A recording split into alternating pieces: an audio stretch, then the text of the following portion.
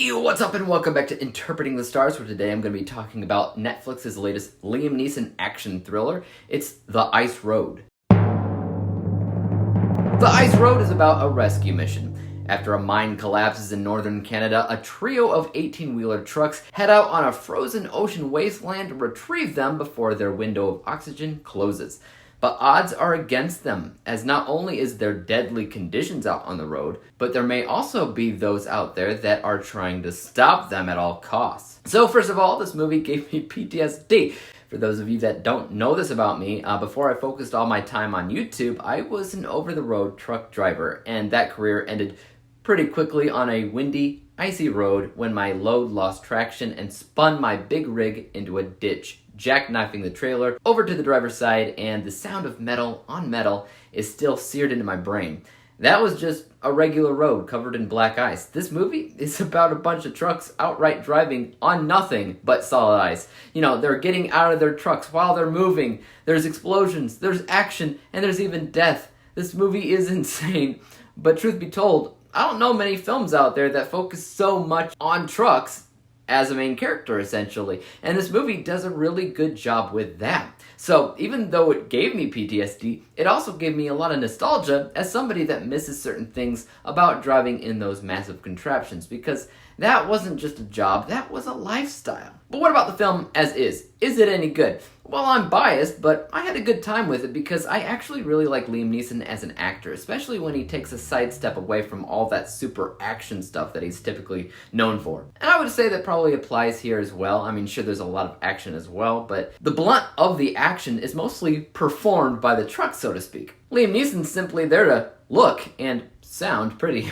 The stuff on ice is a lot of fun because icy conditions really can be frightening. There's a lot that can go wrong out there, and as you can see from the film, it does. And most of the time, I would actually say that the film is unpredictable when it came down to the ice road stuff. But the film has a major flaw that I couldn't look past. For some reason or another, the movie insists on having human villains. And not just any human villains, we're talking about squirrely, almost Looney Tune-esque villains that might as well be cackling while fiddling with their fingers.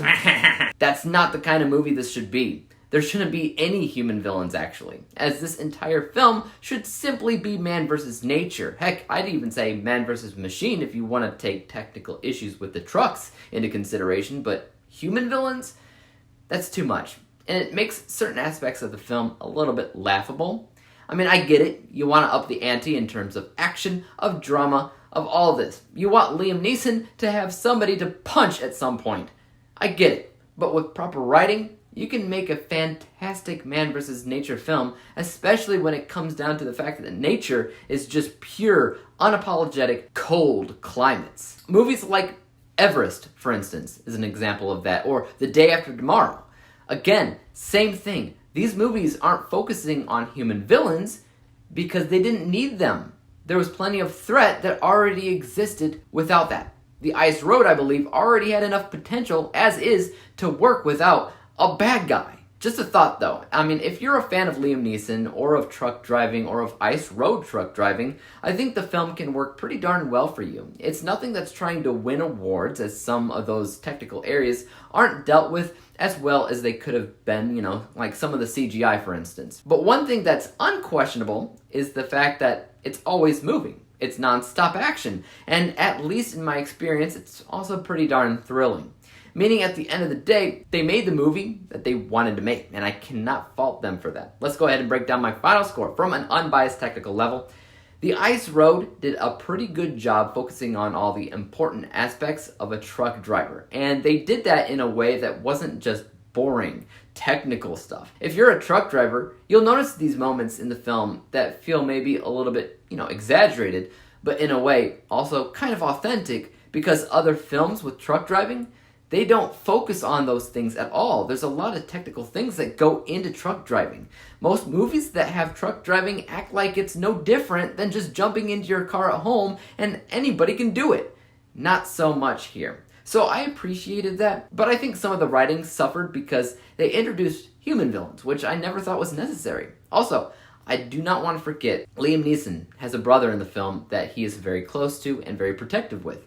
And I really felt that chemistry between these characters, and it was nice to see that. Anyways, this unbiased score is 72%. My biased score, or how I felt about the film as general, is a little bit higher, but not by much, because I definitely had a fun time watching it, but I feel like there was some potential here that was missed by not focusing on the climate as a villain. I also kind of hated the entire human villain thing, so my bias score is 76%, and we average out these two scores together, we come to the final rating of 74%. 74 out of 100 possible stars, or a B- letter grade. Have you guys seen The Ice Road? If so, let me know your thoughts on it in the comment section down below. And as for YouTube, you guys know what to do. Hit that like, subscribe button, and bell to be notified when I come out with my next review. And until then, peace out. Dave examines movies we just watch for fun. Davey is the expert. He